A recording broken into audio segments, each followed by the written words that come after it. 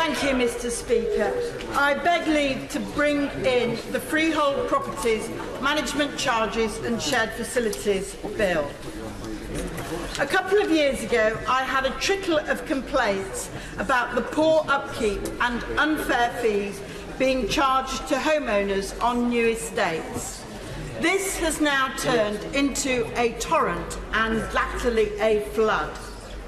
Constituents of mine living at Hazelbank, Burton Wood, Durham Gate, Midridge Vale and now Castle Vale and Startforth Park have all been affected. I am grateful to them for alerting me to what I now discover is a national problem. I also wish to thank Cathy Priestley, who's sitting in the gallery at the moment, who has set up the national pressure group Homeowners' Rights Network, fondly known as Hornet. She has been campaigning on behalf of homeowners and really understands the problems. The first issue is that the public spaces are not made up to a proper standard. After 8 years, one man I met is still living in an unmade road. Promises of green areas, woodland, play facilities, and even street lighting are broken. As it happens, County Durham has miles of unadopted roads of terraced housing built by mine owners in the late 19th century. Now we have property developers with the same exploitative disregard for homeowners. We are building the 21st century blight. Secondly, the fees are high, rising, uncapped and unregulated. One constituent told me their fee had risen from £60 to £134 in 4 years. At this rate, in 16 years' time, it will be £3,316 a year. Another faced a 50% rise in 1 year. On the Midridge Vale estate, the total payments were £27,000, and this was just for grass cutting. There is a total lack of transparency about the way the fees are made up. Management charges usually exceed upkeep costs, with items such as company admin fees, accountancy, dormant account, transfers appearing to be plucked from the air. On one small estate, the actual maintenance costs were less than a fifth of the fees charged. On another, the homeowners found a gardener who would do the work for £400. The agent then promptly added a £400 admin fee. Extra sums are charged for installing television aerials, and residents have been tied to E.ON as their electricity provider. All of this looks like just another way for property developers to screw more money out of hard-pressed households. It really is a private new build tax.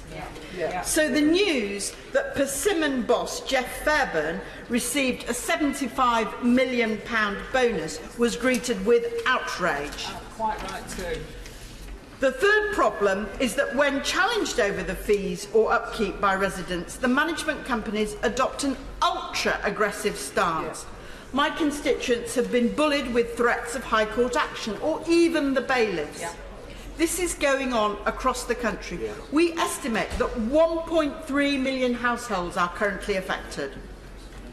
So the response which Hornet have had from the government that people should take this up with developers, or that they will legislate at some point in the future to give a right of challenge through the first-tier tribunal, is wholly inadequate. Individual citizens cannot challenge multi-billion-pound corporations. This is because the underlying problem is the legal structure, and my bill seeks to change this.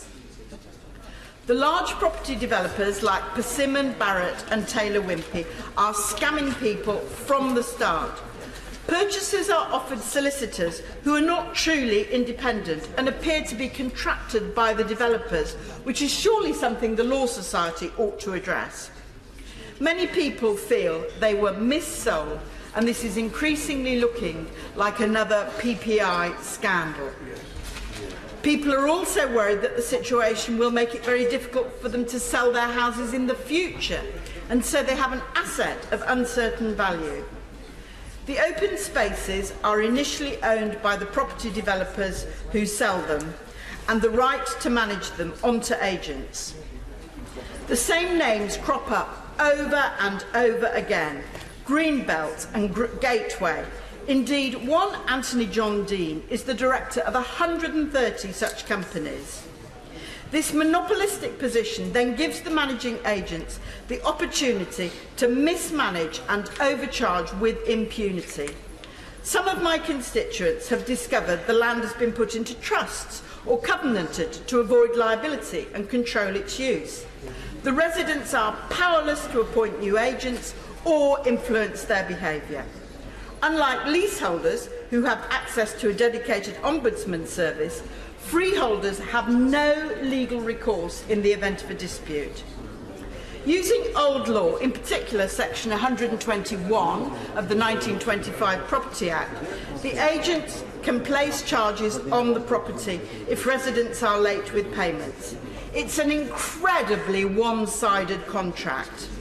Homeowners don't have the power to ask for justification of costs, but the management company can legally send in bailiffs or threaten repossession of the home if a resident doesn't pay on time. This is why people are coining the terms Fleecehold and fake freehold. Indeed, there is no point in the government legislating to give leaseholders the right to buy their freeholds unless they strengthen the legal position of freeholders. My bill seeks to tackle this problem. To prevent more people from being caught in this trap in the future, developers should be required to make up the public spaces to adoptable standard on a reasonable timescale. But obviously, for existing homeowners, a different approach is needed. This bill will cap and regulate estate maintenance fees to give people the security of knowing prices cannot increase indefinitely.